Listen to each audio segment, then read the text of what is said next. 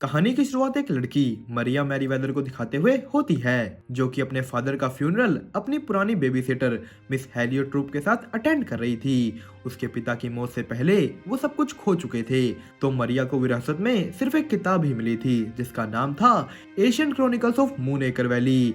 मरिया जब उस किताब को पढ़ती है तो उसे पता लगता है कि इस बुक की कहानी 100 साल पहले की एक जवान औरत के बारे में है, जिसकी त्वचा सितारों की तरह चमकदार और दिल बहुत प्योर था। उसे प्रकृति से ऐसे प्यार मिलता था मानो वो उन्हीं की बेटी है। एक दिन चांद उसे गिफ्ट में कुछ मोती देता है, जिसके बाद से वो मून प्रिंसेस के नाम से जानी जाने लगती है। मून प्रिंसेस डिनोर क्लैन से थी और उसे सर वुल्फ मैरीवेदर से प्यार था। उनकी शादी में उसे उसके फादर विलियम डनोयर एक बहुत ही रेयर ब्लैक लॉइन गिफ्ट करते हैं, और वहीं सर वुल्फ भी उसे एक प्यारा सा यूनिकॉर्न गिफ्ट करते हैं। जिस सबसे खुश होकर मून प्रिंसेस सभी को उसके मैजिकल मून पल्स के बारे में बताती है कि कैसे वो किसी भी इंसान के दिल की सच्चाई को पता लगा सकते हैं और किसी भी अच्छी या बुरी विश को पूरा कर सकते हैं।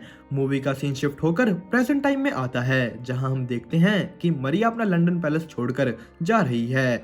मिस हेलियो ट्रूप और वो मून एकर में अपने अंकल के पास जाने के लिए निकल पड़ते हैं। रास्ते में उनका सामना कुछ गुंडों से होता तो है, पर वो उनसे किसी तरह बचकर अपने अंकल बेंजामिन मैरीवेदर के पास पहुंच जाते हैं।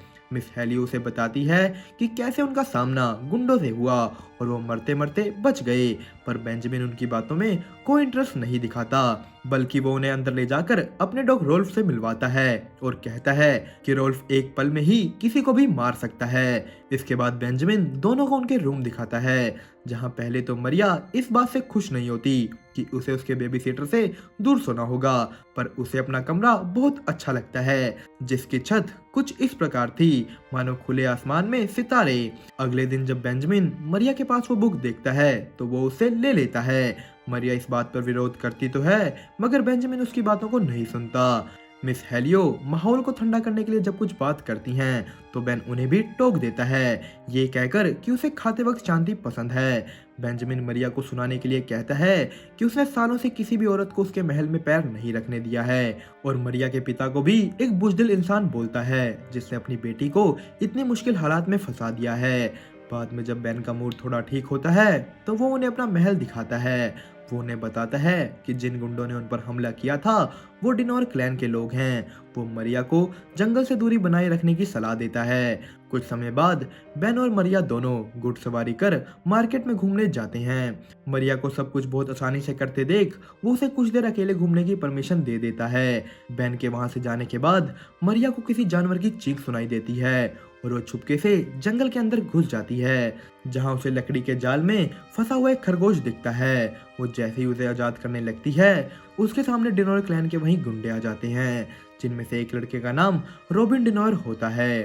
पर इससे पहले वो कुछ कह पाता, सर बेंजामिन का डॉग रोल्फ वहां आ जाता है और सबको डराकर भगा देता है। रॉबिन थोड़ी देर के बाद अपने पिता के साथ वहां वापस आता तो है, मगर मरिया उस खरगोश को लेकर अपने घर वापस पहुंच चुकी थी।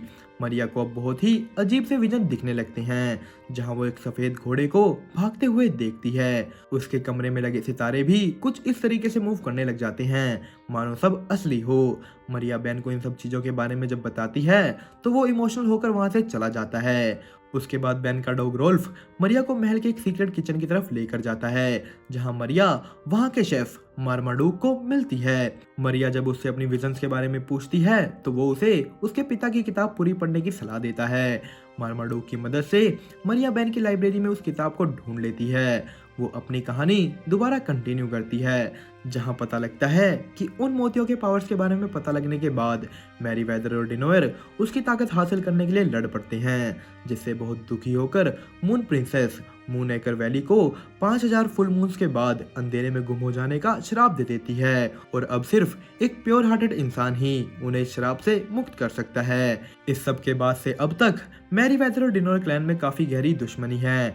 बुक पढ़ने के बाद मरिया जब मार्माडूक से श्राप के बारे में पूछती है तो वो बताता है कि एक सच्ची मून प्रिंसेस ही इस वैली को श्राप से मुक्त करा सकती है, और वो ही ये मून प्रिंसेस है क्योंकि वो ही है जो उस यूनिकॉर्न को देख सकती है। मरिया को जल्द ही उन मोतियों को दोबारा समंदर में पहुंचाकर दोनों परिवारों की दुश्मनी को खत्म करना होगा, ताकि सभी लोग इस श्राप से मुक्त हो सकें। मरिया जब सभी जोड़ तोड़ लगाती है तो उसे पता लगता है कि आने वाला अगला फुल मून ही 5000वां फुल मून है और उसे इससे पहले ही कुछ ना कुछ करना होगा। वो बेंजामिन के महल से भाग जाती है और रास्ते में ही उसे एक केव दिखती है जिसमें उसकी मुलाकात लवडे नाम की एक औरत से होती है। लवडे काफी जानी पहचानी लगती है।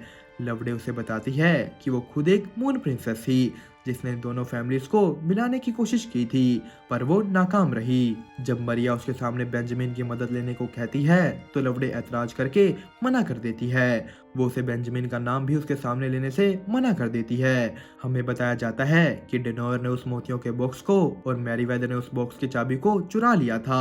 मरिया को याद आता है कि बॉक्स की चाबी तो उसी की बुक में लगी हुई है। मरिया चाबी को लेकर लवडे के साथ डेनोर के महल की तरफ पहुंचती है, मगर लवडे दूर से उसे महल दिखाकर भाग जाती है। मरिया जब महल के अंदर जाती है तो उसे पकड़ लिया जाता है। वो वहां पर रॉबिन के पिता कुंवर डिनोयर को बॉक्स की चाबी दे देती है, मगर जब वो बॉक्स खोलते हैं तो बॉक्स के अंदर कुछ नहीं होता। मरिया को जेल में कैद कर दिया जाता है। दूसरी तरफ जब बेंजामिन को इन सब चीजों के बारे में पता लगता है तो वो बहुत गुस्सा होता है। अगले दिन मरिया जेल से बाहर भागने में कामयाब तो हो जाती है, पर रॉबिन और उसके साथी उसके पीछे पड़ जाते हैं। मरिया किसी तरह उनसे बचकर जंगल में पहुंच जाती है, जहां उसे रोल्फ खोज लेता है और घर ले जाता है। मरिया बेन को सब कुछ समझाने की कोशिश करती है, मगर वो उसकी एक भी बात नहीं सुनता। वो उसे डांटकर अपने कमरे में जाने के लिए कह देता है, पर जब उसे खुद इस चीज पर पछतावा होता है तो वो रात को मरिया के पास आकर उससे माफी भी मांगता है।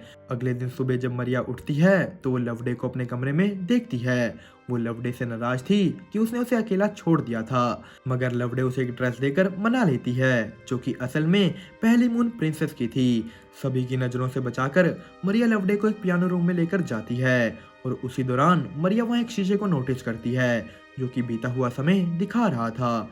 हमें यहाँ पता लगता है कि बेन और लवडे एक दूसरे से प्यार करते थे और शादी करने वाले थे, पर जब लवडे बेन को बताती है कि वो एक डिनोयर है और कुंवर की बेटी है तो वो गुस्सा हो जाता है कि लवडे ने उसे अपने जाल में फंसाया है और लवडे से अपनी शादी तोड़ लेता है। दुखी लवडे वहां से भाग जाती है और उस गुफा में रहना शुरू कर देती है। प्रेजेंट टाइम में हम देखते हैं कि मरिया लवडे को बेन से बात करने को कहती है, मगर लवडे मना कर कर वहां से चली जाती है। मरिया बेन के नौकर डिक वीड को एक पेंटिंग को हटाते हुए देखती है जो कि अपने आप ही वहां आ गई थी। ये पेंटिंग पहली मून प्रिंसेस की थी, जो कि मरिया को वो जगह दिखाती है जहां मून प्रिंसेस ने उन मोतियों को छुपाया था। मार्माडूक मरिया को सलाह देता है कि उसे रॉबिन की हेल्प लेनी चाहिए, क्योंकि वो मून आर्क के कोने कोने को अच्छी तरह जानता है, पर मरिया इस चीज से साफ मना कर देती है। जाते जाते वो बेन और लवडे दोनों के लिए एक एक लेटर तैयार करती है जिससे वो दोबारा साथ आ सकें। बेन और लवडे जब एक दूसरे को मिलते हैं तो उन्हें पता चल जाता है कि ये मरिया का एक प्लान है। वो सभी लोग भी मरिया की तलाश में उसके पीछे निकल जाते हैं। दूसरी तरफ रॉबिन के पिता कुंवर को भी मरिया के बारे में पता चल जाता है और वो उसे मारने के लिए निकल जाते हैं। अगले सीन में हम देखते हैं कि मरिया रॉबिन को कुछ उसी प्रकार अपने जाल में फंसाती है जैसे रॉबिन ने उसे मूवी की स्टार्टिंग में फंसाया था। रॉबिन मरिया को उसे आज़ाद करने के लिए कहता है। मरिया उसे उसकी मदद करने की शर्त पर आज़ाद कर देती है। रास्ते में बेन और लवडे एक दूसरे को उनकी रिलेशनशिप टूटने की वजह से टोंट मारते हैं। पीछे जंगल में कुंवर का एक आदमी रॉबिन को पकड़ लेता है और उसे मरिया से अलग कर देता है। मरिया व्हाइट यूनिकॉर्न का पीछा करते हुए आगे बढ़ती है, पर कुछ समय बाद आगे कुंवर आ जाता है। इधर रॉबिन अपने आप को आजाद कर जब रोल्फ की मदद से भागने लगता है तो वो तो भाग जाता है, मगर रोल्फ अपनी जान खो देता है। रॉबिन को मरिया की चीख सुनाई देती है। कुंवर मरिया को मारने ही वाला होता है कि रॉबिन उसे वहां आकर बचा लेता है और वो दोनों भाग जाते हैं। वो दोनों एक पेड़ के नीचे घुस जाते हैं जहां मरिया को वो मोती मिलते हैं। कुंवर के लोग भी उनके पीछे आते हैं, पर मरिया और रॉबिन उन्हें चकमा देके एक सुरंग के जरिए वहां से निकल जाते हैं। व्हाइट यूनिकॉर्न यहाँ भी उन्हें आगे का रास्ता दिखाता है। सभी लोग उसी जगह पर पहुंच जाते हैं जहां वैली को शराब दिया गया था। कुंवर मरिया से वो मोती छीनने की कोशिश करता है, मगर लवडे वहां आकर उसे रोक लेती है। कुंवर आज भी अपनी बेटी से प्यार करता था। लवडे कुंवर को समझाती है। मरिया भी बहन को सारी दुश्मनी भुलाकर मोती को समुद्र में गिराने के लिए मनाती है। पर जब वो लोग इस बात के लिए नहीं मानते तो मरिया खुद ही उन मोतियों को समुद्र में गिराने के लिए आगे बढ़ती है। मरिया जब उन मोतियों को फेंकती है तो समुद्र उन्हें स्वीकार नहीं करता। मरिया मोतियों की माला को तोड़कर फिर से मोती समुद्र में फेंकती है, पर इस बार भी वो मोती वापस आ जाते हैं और मरिया की ड्रेस पर चिपक जाते हैं।